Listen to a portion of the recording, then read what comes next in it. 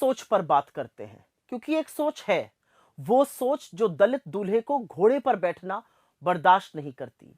वो सोच एक दलित के चेहरे पर मूंछ देखकर उसका खून खौल उठता है।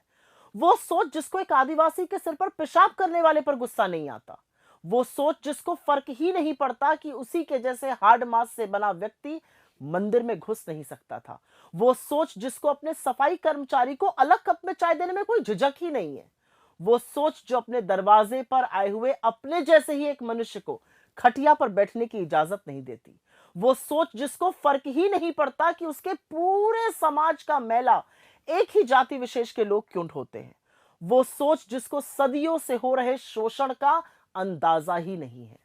लेकिन अगर शोषित और वंचित अपनी आवाज उठा दे, अपने साथ हो रहे अन्याय के खिलाफ बोल दे, तो इनका मन उसको थप्पड़ जड़ने का जरूर करता है।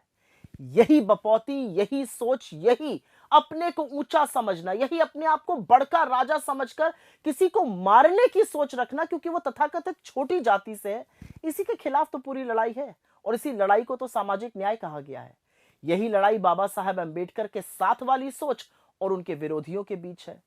वैसे किस बात का इतना गुमान है, किस बात का अभिमान है? ये तो संयोग है कि तुम तथाकथित ऊंची जाति में पैदा हुए। इसमें तुम्हारा तो रत्ती भर भी योगदान नहीं है। तुम तो कभी दलितों का, पिछड़ों का, आदिवासियों का ना उनका दुख, उनकी पीड़ा, उनका दर्द, उनके संघर्ष को समझ ही नहीं सकते हो। लेकिन अब समझने की आदत डाल लो, क्योंकि चुप रहने का वक्त, दमन सहने का वक्त बीत चुका है।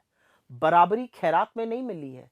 यह अधिकार इस देश के संविधान ने इस देश के प्रत्येक नागरिक को दिया है। समय बदल चुका है। इज्जत दोगे तो इज्जत मिलेगी। थप्पड़ जड़ने की बात करोगे तो यह उम्मीद मत रखना कि सामने वाला तुम्हारी आरती उतारेगा। वैसे लानत है उस सोच पर जो दूसरे को कमतर आंकती है।